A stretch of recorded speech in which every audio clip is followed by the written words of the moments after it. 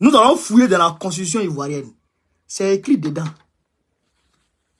Quand on ne veut pas que tu sois candidat là, quand tu es lésé par la juridiction ivoirienne là, quand tu te sens lésé par la juridiction ivoirienne là, quand tu n'es pas d'accord avec ce qui se passe en Côte d'Ivoire là, c'est dans la constitution. C'est les marches, les meetings, la désobéissance civile, le boycott actif. On va y arriver. Chers camarades peu d'Afrique, en mettant Doni, on va l'écouter. Il est évident pour tous que c'est le Conseil constitutionnel qui proclame qui est candidat, qui ne l'est pas. D'accord. Sur la question de l'éligibilité des uns et des autres, nous n'allons donc pas nous substituer aux organes compétents. On n'a même pas besoin que je Ce que nous pouvons faire, par contre, et que nous avons déjà fait, c'est de prendre des dispositions eu égard à la réalité actuelle, ainsi qu'aux conséquences des décisions de justice. D'accord. Ceci étant, nous notons une panique et une agitation inquiétante qui ont gagné le Parti des peuples africains de Côte d'Ivoire, PPACI. D'accord. En quoi est-il un crime? Je dis bien, en quoi est-il un crime de dire, en l'état actuel des choses, en l'état actuel de nos connaissances, que le citoyen Laurent Gbagbo n'est pas éligible. L'ancien président Laurent Gbagbo, ancien président Laurent Gbagbo que tu as servi en tant que ministre, espèce d'ingrat, espèce d'hypocrite. Il faut reconnaître un jour, vous les RADP là, reconnaissez un jour vos bienfaiteurs. Et ne peut pas être candidat. Est-ce que c'est un crime?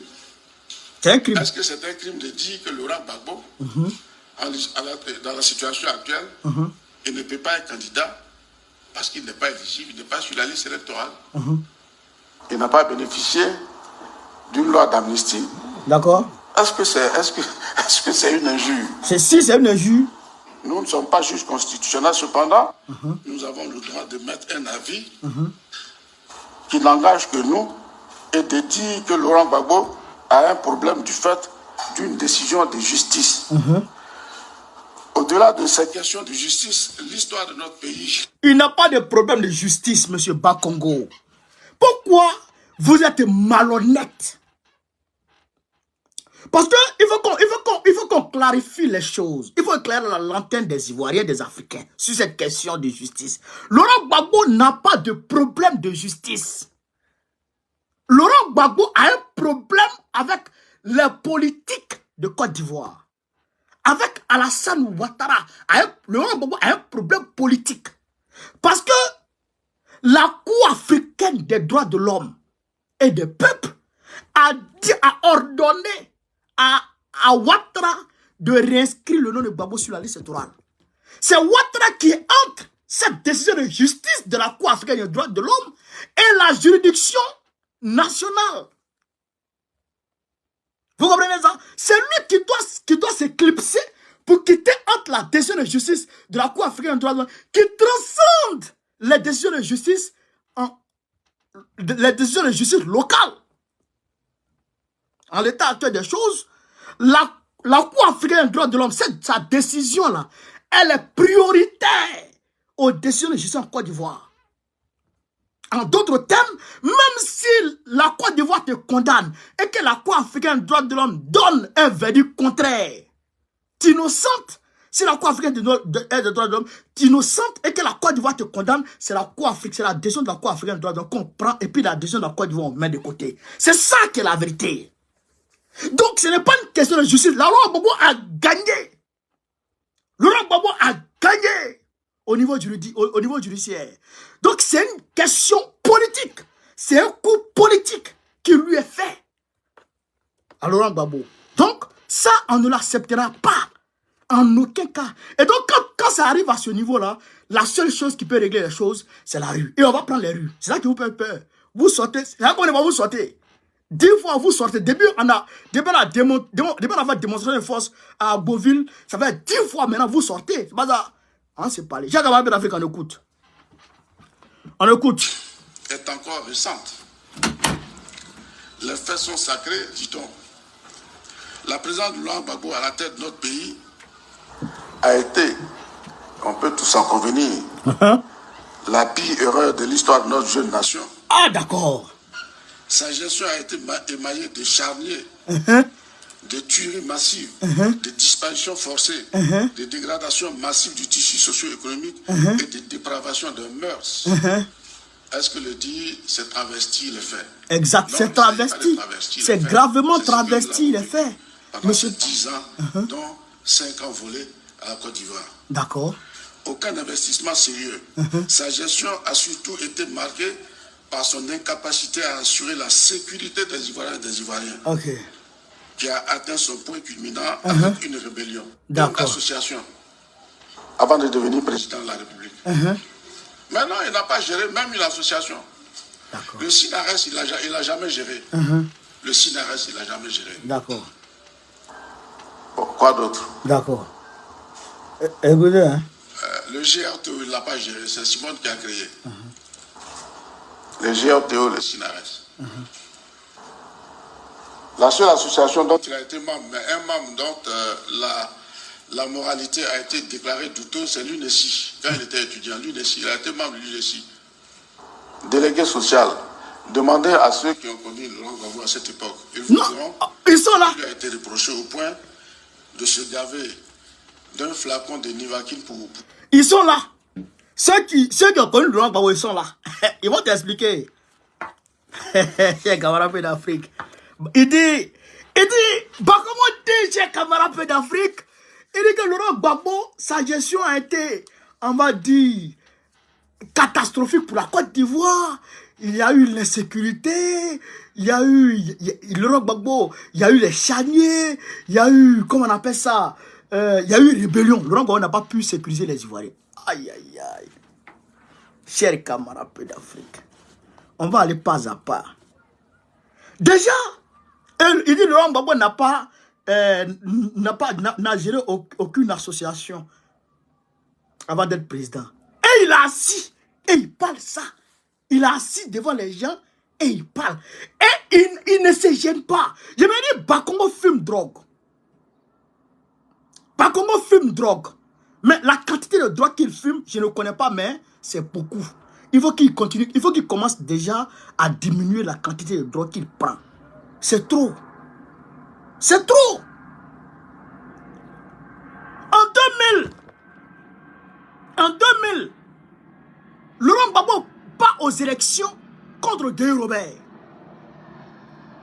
Gueye Robert perd les élections. Et Gueye Robert veut braquer les résultats. Laurent Gbagbo demande à ses militaires de sortir. On va interroger ici le raisonnement logique. On est 1000 personnes sur Facebook, on est 200 personnes sur TikTok. Je sais que vous n'êtes pas des personnes, vous n'êtes pas des moutons. Vous réfléchissez, vous avez des cervelles. Vous avez des cerveaux pour réfléchir. Laurent Gbagbo part aux élections contre Gueye Robert, qui est militaire. Vous comprenez ça? Laurent Gbagbo gagne les élections. Ça, c'est incontestable. Puisque Gueye Robert s'est mis à dos le PDCI. Les militants du PDCI. Il s'est mis à dos les militants du RDR. Il s'est mis à dos les militants du FPI, on va dire. Alors que le gros parti, c'était le RDR, on va dire, le PDCI et le FPI. C'était le gros parti. Il s'est mis à dos tous ces militants en éliminant Ouattara, en éliminant Bédier et tous les autres. Donc, tous les autres militants là, des autres partis ont voulu sanctionner Gueye Robert. Donc, pour sanctionner Gueye Robert, ils ont tous voté pour Gbagbo. Donc, il n'y a pas de débat là-dessus. Gbagbo a gagné les élections et le Conseil constitutionnel a reconnu la victoire de Gbagbo. Là, il n'y a pas de débat. Vous comprenez? Mais pendant la proclamation des résultats, quand Gueye Robert étant militaire, quand il réalise qu'il a été battu par Gbagbo Laurent, il interrompt la diffusion des résultats à la télévision nationale. Et donc, Gbagbo demande à ses militants de sortir dans les rues pour aller réclamer le résultat des urnes. Ce que d'ailleurs, les militants de Diomaye Faye et de Sonko s'apprêtaient à faire. Parce qu'on avait appris qu'il y avait des vérités de trucage de l'élection au niveau du Sénégal. Mais les militants de Sonko étaient déjà dans la rue. S'ils s'amusaient, ils allaient sortir par tout Nyangami. Vous comprenez ça? Donc, Gbagbo Laurent envoie ses militants dans les rues. Et ces militants de Gbagbo là font face au PC Christ de Gueye Robert. Les militants de Gueye Robert. Et ces militaires-là tirent sur les militaires de Gbagbo Laurent. Je répète, Gbagbo Laurent, ces militants sont sortis. François Hollande, merci. Ces militants sont sortis. Ces militants étaient dans la rue face aux militaires de Guy Robert et ils ouvrent le feu sur les militants de Gbagbo. Et il y a beaucoup de militants de Gbagbo qui meurent. Vous comprenez ça? Et quand les militaires, comme les Debout Blé, etc., les militaires, je veux dire, républicains, et d'ailleurs, je profite pour saluer les militaires du Sénégal, parce que quand les militaires du Sénégal ont vu le score, ont vu la tendance déjà, quand ils ont vu les tendances, ils ont vu que les tendances étaient fortement favorables à Diomaye Faye, ils ont envoyé un détachement militaire pour aller sécuriser la maison de Diomaye Faye d'abord. Ça, je vous dis ça. Ça, je vous dis ça. C'est-à-dire qu'avant même la fin de la proclamation des résultats, ils ont envoyé un détachement pour aller sécuriser la maison de Diomaye Faye d'ailleurs. C'est ce qui a été fait par les Debout Blé là. Ils sont allés sécuriser déjà le QG de Gbagbo dans un premier temps et ils ont demandé à Gueye de laisser le pouvoir. Vous comprenez ça? Ils ont demandé à Gueye de laisser le pouvoir. Et quand ils ont demandé à Gueye de laisser le pouvoir et que Gbagbo a pris le trône, automatiquement, Alassane Dramane Ouattara a demandé à ses militants de sortir dans les rues. De sortir dans les rues. Vous comprenez ça? Et même, ils sont sortis combien de fois? Les Ali Koulibaly, là, ils partaient au stade. On les a empêchés d'aller au stade. Vous comprenez ça? On les a empêchés d'aller au stade. Et donc, ils sont allés prendre leur corps. Ce que je vous dis là, écoutez très bien. Ils sont allés prendre leur corps des militants de Gbagbo qui sont tombés là pour les déposer devant le siège de Alassane Ouattara. Pour dire que c'est les militants du RDA qui sont morts. Que non, il y a eu Chani. Mais on leur a dit, Chani là, il faut mener des enquêtes pour qu'on sache qui a tué réellement. Et Gbagbo est parti à la CPI. Il dit, envoyez les charges. Je suis là.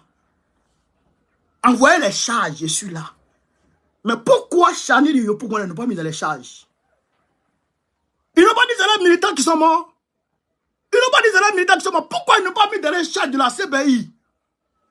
Parce qu'en réalité, c'est les militants de Gbagbo qui étaient tués par Guy Robert. Voilà la réalité de leur pseudo-affaire de Chani. Il y a beaucoup qui sont tombés dans la lagune. Ils sont allés repêcher ces corps-là pour dire que c'est le corps RDR. Quel corps RDR? C'est les militants de Gbagbo qui sont morts.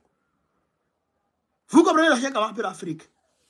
Ça, c'est la question du Chani. Et ça, il faut que ce soit clair dans la tête de tout le monde. C'est les militants de Gbagbo qui sont morts en 2000.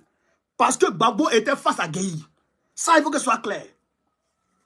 Deuxièmement, il a dit, mais des énormités.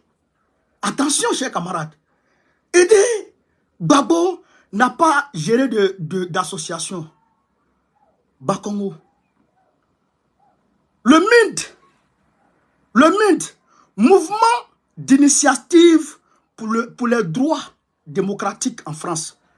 Le MIND. C'est ton grand-père qui a créé ça? C'est ton grand-père qui a créé le MIND?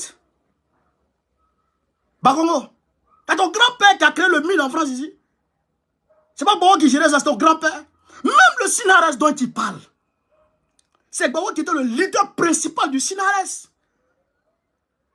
Parce qu'il ne pouvait pas s'afficher en tant que le leader principal. Même la BESI, qui est devenue par la suite la FESI, qui a créé? Qui était le leader des Sorogium là? Qui était le patron des Sorogium là? C'est Gbagbo. Mais il ne pouvait pas s'afficher en réalité. Et c'est pourquoi d'ailleurs, et ça en va arriver, quand Guy Robert, quand Oufé Boigny, non pas Oufé Boigny, Dramane Ouattara a envoyé les militaires pour aller violer les étudiantes, aller massacrer les étudiants en cité universitaire. C'est Gbagbo Laurent qui a demandé à Guy Robert, Bédié, qui a demandé à Oufé Boigny de traquer les militaires qui sont rendus coupables de ça. Et quand Oufé a refusé, en ces termes, je ne peux pas retenir mon propre couteau contre moi. Gbagbo Laurent a pris la rue le 18 février 1992. Ça, on va y revenir. Donc, je voudrais dire à Bakongo que d'ailleurs même, Le FPI, un parti politique est d'abord une association. Un parti politique est d'abord une association. La différence est d'ailleurs même un parti de gauche, c'est une association. La différence entre les partis politiques de gauche et les associations, c'est que les associations apolitiques, ne vont pas à l'assaut du pouvoir. Contrairement aux partis politiques qui vont à l'assaut du pouvoir. Voilà la seule différence. Pourvoisé de droit.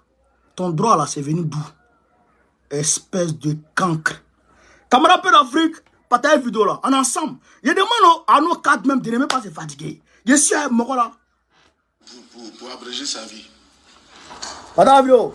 Bien, donc, bon, c'est une triste et douloureuse parenthèse à vite refermer. À vite refermer. Laurent Gbagbo sait qu'il n'est plus, il n'est plus électeur. Donc, il n'est plus susceptible de candidater à un quelconque poste électif dans notre pays, jusqu'à nouvel ordre. D'accord, ah, jusqu'à nouvel ordre, ok. Mettez le cœur, mettez le cœur. Je le sais aussi. Quand j'écoute Laurent Gbagbo, j'ai de la compassion pour lui et je le répète. D'accord. Je l'ai dit à d'autres endroits, mais je continue de le dire. Quand j'écoute ses partisans, je suis doublement pris de compassion pour lui, car j'ai l'impression que Laurent Gbagbo vit dans un monde virtuel.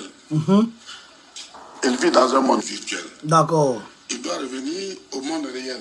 D'accord, ok. Mettez le cœur, mettez le cœur. Et accepter que le monde a changé. D'accord.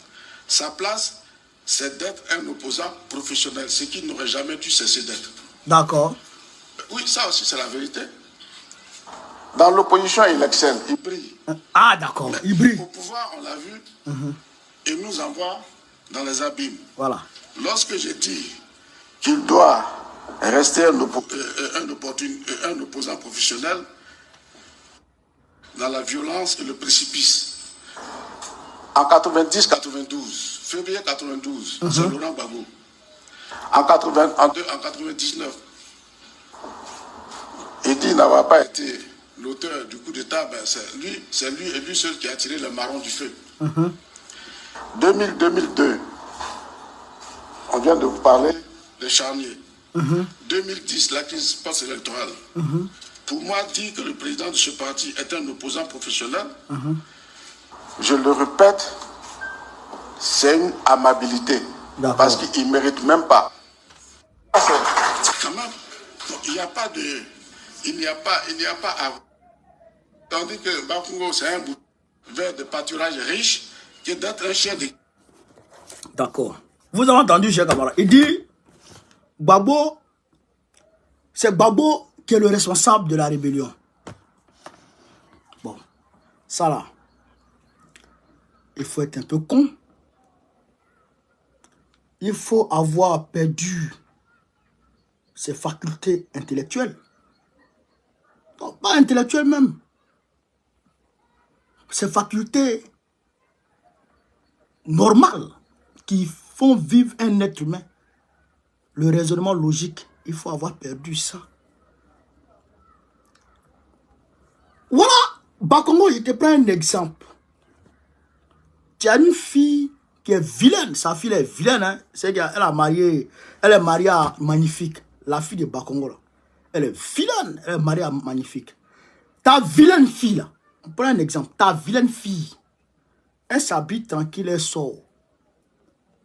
Et puis elle se fait violer dehors. Est-ce que tu vas dire que c'est parce que elle n'a pas fait attention au violeur qu'elle a été violée, ou bien c'est le violeur que tu vas traquer? Bakongo, je pose la question. Ta vilaine fille qui est mariée à Magnifique, ou tes vilains enfants qui sont à la maison là-bas, si elle sort et qu'elles se font, entre guillemets, violer, tu vas les accuser de ne pas faire attention. Ou bien, tu vas traquer celui qui leur a causé le tort. Chers camarades peu d'Afrique, je sais que vous êtes intelligents. Vous pouvez me mettre très rapidement cette réponse. Je pense que Bakongo va traquer le violeur. C'est une évidence naturelle. C'est pas ça? Voilà quelqu'un qui est président d'un pays,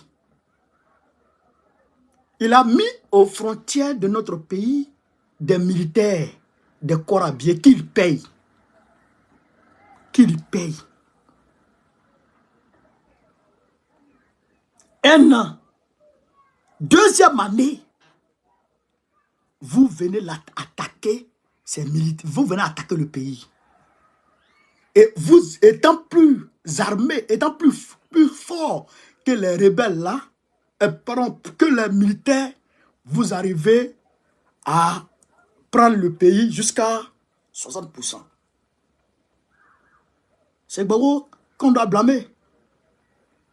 C'est Gbagbo qu'on doit blâmer pour ça. Hein? C'est Gbagbo qu'on a blâmé pour ça. Quand ils ont mis embargo sur lui, là, quand la France a mis embargo sur lui, là, on n'a pas vu ton grand-père aller demander à ce qu'on lève l'embargo sur Gbagbo. Bakongo. On n'a pas vu ton grand-père se lever pour aller aux Nations Unies, pour demander aux Nations Unies de lever l'embargo sur la Côte d'Ivoire. Chers camarades d'Afrique, il faut qu'on pose la question à Bakongo. Le président Laurent Gbagbo, là, et d'ailleurs, la Coupe internationale l'a dit, si Gbagbo ne défendait pas son pays, il aurait trahi son serment. Et Gbagbo Laurent a tout fait. Il a payé des Sukhoi. Et puis d'ailleurs, il faut qu'on se dise la vérité. Laurent Gbagbo ne se battait pas contre la rébellion qui était dirigée par Soro. Ce n'était pas contre une rébellion, une simple rébellion. C'était contre la France de Jacques Chirac, puissance mondiale.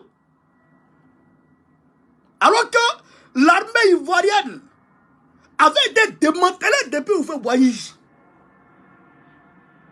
L'armée ivoirienne avait été démantelée depuis Houphouët-Boigny. Mais Ibrahim Traoré a fait le résumé de comment les gens ont procédé jusqu'à arriver à, comment on appelle ça, à détruire totalement les armées de nos nations. L'armée ivoirienne n'existait plus en réalité. On n'avait plus assez d'armement. Parce que dans la France, conformément à l'accord militaire qui existait entre la Côte d'Ivoire et la France, c'est la France elle seule qui devrait fournir la Côte d'Ivoire en armement. Et c'est cette même France qui faisait la guerre contre la Côte d'Ivoire. Comment on s'en sort? Comment on s'en sort? Et il faut le dire, ils ont fait la guerre contre Gbagbo Laurent parce que Gbagbo a choisi le peuple ivoirien au détriment de leurs intérêts mesquins, leurs intérêts égoïstes, leurs intérêts impérialistes. C'est ça qui est la vérité. Comme Gbagbo leur a dit non, je préfère mon pays, je préfère mon peuple, alors ils ont fait la guerre contre Gbagbo. Mais ils avaient l'intention de diviser la Côte d'Ivoire à partir de Bouaké. Ils avaient l'intention de diviser la Côte d'Ivoire. Mais Gbagbo Laurent, il n'a pas laissé faire ça. Il n'a pas laissé faire ça. Il a tout fait pour réunifier le pays. C'est ça un homme. C'est ça un homme. Et puis tu dis que Gbagbo n'a rien fait. Gbagbo a payé les dettes. Gbagbo a payé crédit. Et puis on ne lui donnait pas crédit. Comme vous, on vous donne crédit aujourd'hui. Vous comprenez ça? Et puis d'ailleurs, avant même d'arriver à tout ça, qui étaient les rebelles? Qui étaient les rebelles? Qui? Toi, Bakongo, tu as été ministre pour la première fois. Grâce à quoi? Grâce à votre rébellion. Tu étais ministre de Gbagbo. Grâce à votre rébellion que vous avez créée contre la Côte d'Ivoire. Espèce de délinquant. Espèce de délinquant. Les accords de Makoussi, on a vu les revendications qui étaient dedans. On a vu. On a vu. On sait que c'est vous qui étiez les rebelles. Mais le chef même de la rébellion, qui était Soro Guillaume, il a été premier ministre de Dramane Ouattara. premier ministre de l'Assemblée Ouattara, c'est Sorouk. Après, il est le président de l'Assemblée nationale. Et c'est les mêmes rebelles-là qui sont dans le gouvernement Ouattara. C'est vous les opposants belliqueux, les opposants violents, les opposants rebelles, les opposants délinquants, les opposants coupés de route. C'est vous, Bakongo, vous et puis Drama. C'est vous les opposants délinquants. Mais Gbagbo Laurent a tout fait pour vous tenir en échec. Parce que malgré tout, il arrivait à comment on appelle ça, à s'acquitter des devoirs de l'État, même dans les zones CNO. Il payait les professeurs, les enseignants qui étaient là-bas. Tous les travailleurs de l'État qui exerçaient dans les zones CNO, il les payait. Il payait l'eau des Ivoiriens du Nord. Il payait l'électricité des Ivoiriens du Nord.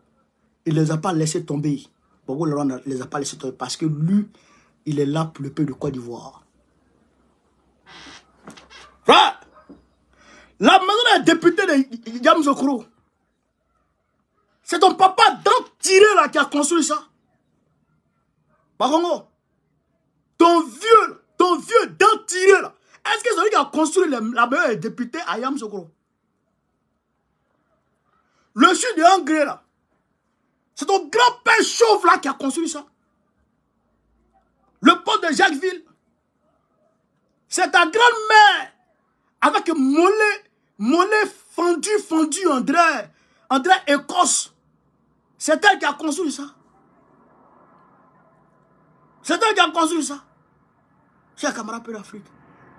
L'autoroute du Nord, qui a été construit par Gbagbo jusqu'à Yamoussoukro. C'est ta grand-mère qui a construit ça. Le troisième point qui est là, le plan et le financement, c'est ton papa chauve là qui a fait ça, qui a cherché les fonds de ça. Gbagbo n'a rien fait, Malheureux que vous soyez, bande d'ingrats. On ne va pas vous laisser faire. Est-ce que vous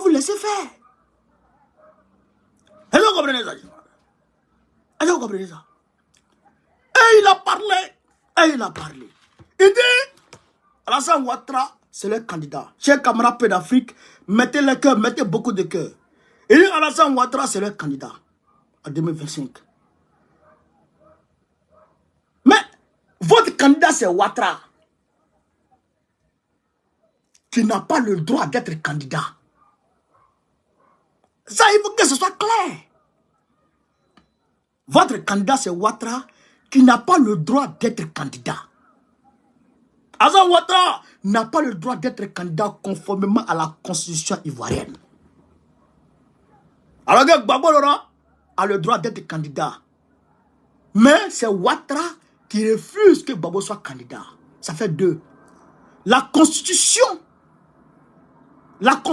dit que Ouattara ne peut pas être candidat. La constitution dit que Gbagbo peut être candidat.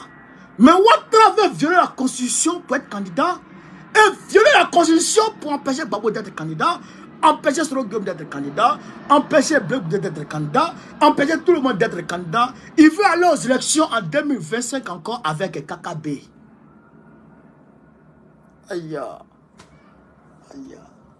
C'est-à-dire qu'on va creuser le trou et puis on va se coucher et puis vous allez mettre sable sur nous en même temps. C'est pas fini. C'est pas fini. Il a dit quelque chose qui est très important, chers camarades. Il dit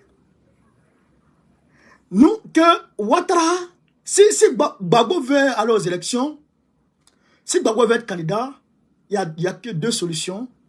Il faut que Ouattara prenne une loi d'amnistie et puis promulgue cette loi pour que Gbagbo soit candidat.